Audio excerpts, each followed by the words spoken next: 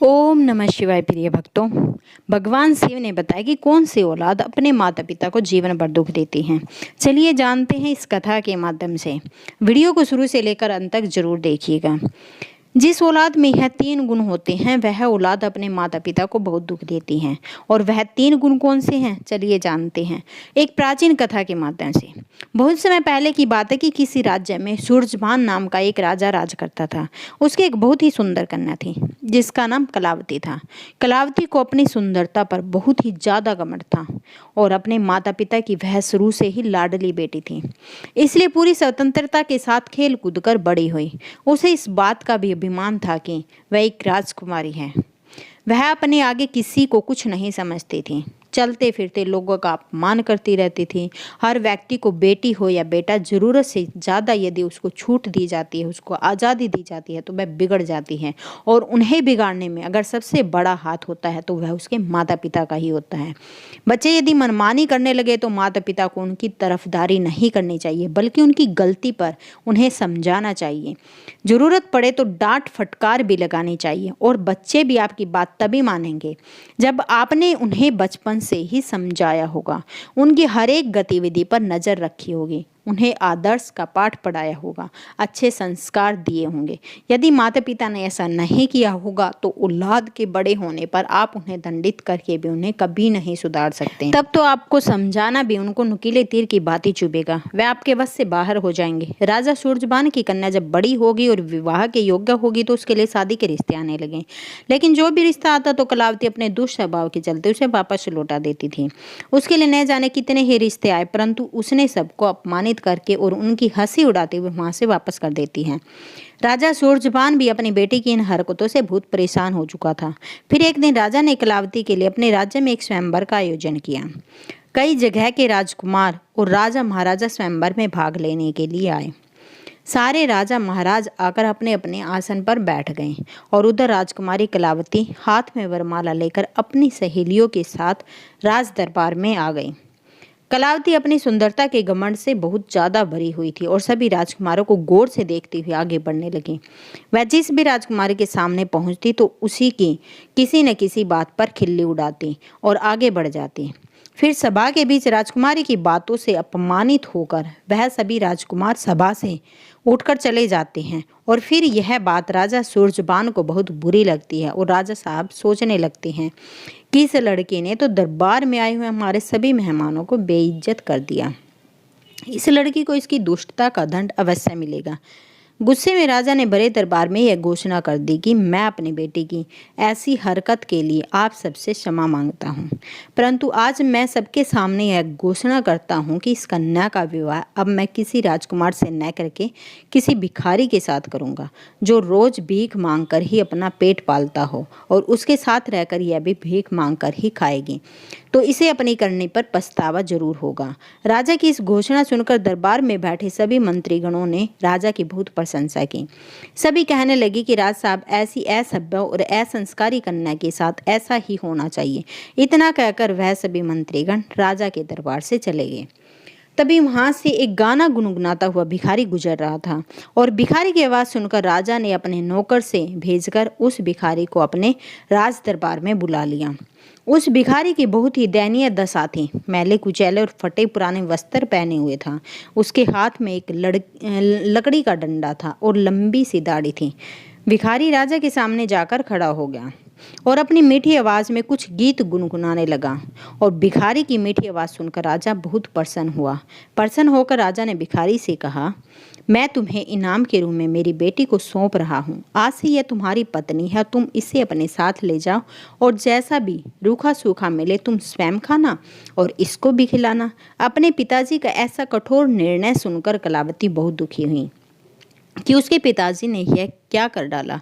पहले तो उसने भिखारी के साथ जाने से साफ मना कर दिया, परंतु अपने पिताजी के आदेश था इसलिए उसे विवश होकर भिखारी के साथ जाना पड़ा। राजा सूरजबान ने कहा, बेटी तुमने किसी राजघराने में जाने का अधिकार पूरी तरह से खो दिया। अब से यह भिखारी ही तुम्हारा पति है और इसी के साथ में तुम्हें अपना जीवन बिताना पड़ेगा। अगर तुमने इसे धोखा दिया या इसका साथ छोड़ा तो तुम्हें मृत्यु दंड भी दिया जा सकता है। कलावती का विवाह उस भिखारी से करने के बाद उसे अपने घर से विदा कर दिया। कलावती रोती बिलखती भिखारी के साथ चली गई। भिखारी उसे लेकर खुशी खुशी एक जंगल में लेकर चला गया और उस जंगल में उसकी एक अत्यंत सुंदर कुटिया थी। उस कुटिया के पास ही उस भिखारी ने एक आम का पेड़ लगाया था और उस पेड़ पर बहुत सारे आम के फल लगे हुए थे। नज़दीक ही एक बहुत बड़ा और हरा भरा खेत था। कलावती ने उस भिखारी से पूछा कि यह खेत किसका है। तो भिखारी ने जवाब दिया कि राजकुमारी, मैंने ऐसा सुना कि यह खेत उसी दाढ़ी वाले राजकुमार का है जिसे तुमने अपने स्वयंवर में दाढ़ी वाला बकरा कहकर अपमानित किया था। हे राजकुमारी, आपका दुर्भाग्य देखिए, बदकिस्मती से आपको उस दाढ़ी वाले की तरह ही लंबी दाढ़ी वाला ही मिला। अगर तुम उस दाढ़ी वाले से विवाह कर लेती तो आज इस खेत की मालकिन तुम होती, परंतु अब पछताने से कोई फायदा नहीं है। अब तो तुम्हें मुझ जैसे भिखारी के साथ ही अपना जीवन यापन करना पड़ेगा। फिर कुछ दूर आगे चलने पर राजकुमारी कलावती को एक सुंदर फल फूलों से लदा हुआ एक बाग दिखाई देता है। कलावती ने कहा, थोड़ी देर इस बाग में ठहरकर विश्राम कर लेते, और यह बाग किसका है?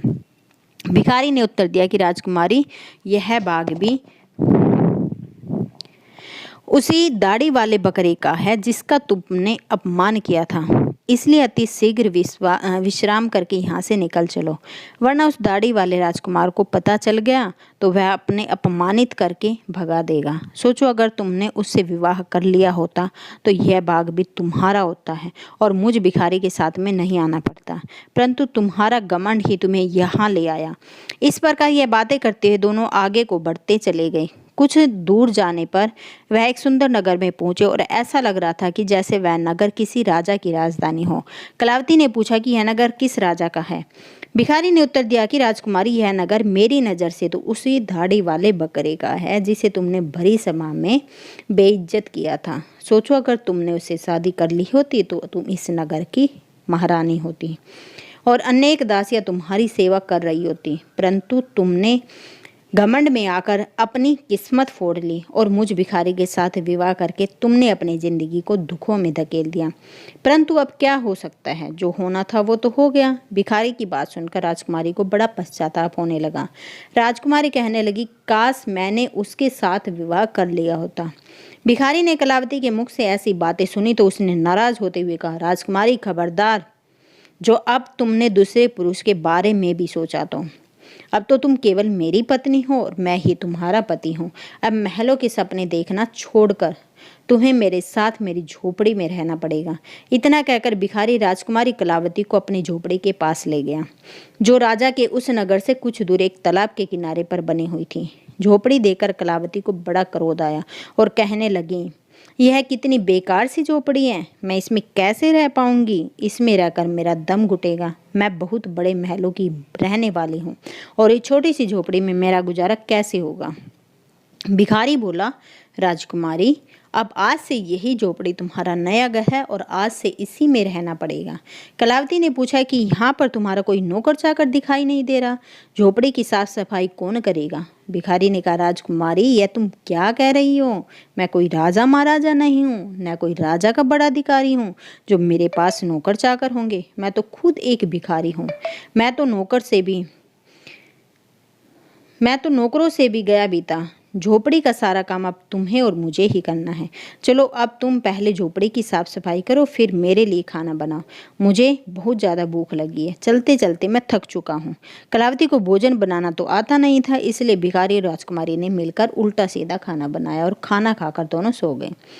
अगले दिन भिखारी ने राजकुमारी को जगाया और घर का सारा काम करने को कहा। राजकुमारी पूरे दिन काम करती रही और भिखारी की डांट फटकार सुनती रही। 2-3 दिन इसी तरह से बीत गए और घर में जो कुछ था वह भी खत्म हो गया। भिखारी बोला, राजकुमारी, अब खाने को तो कुछ बचा भी नहीं, जो कुछ था वह सब खा लिया, अब सब खत्म हो चुका है। आगे की जीविका चलाने के लिए हमें कुछ काम करना पड़ेगा। और एक काम करो, मैं तुम्हें इस आम के पेड़ से आम तोड़ कर दे दूंगा और तुम इनको बाजार में ले जाकर बेच कर आना। राजकुमारी ने आश्चर्य से कहा, मैं बाजार में आम बेचने जाऊंगी? अगर मुझे किसी ने आम बेचते हुए देख लिया तो वह मेरी हंसी उड़ाएगा, मुझे बहुत शर्म आएगी।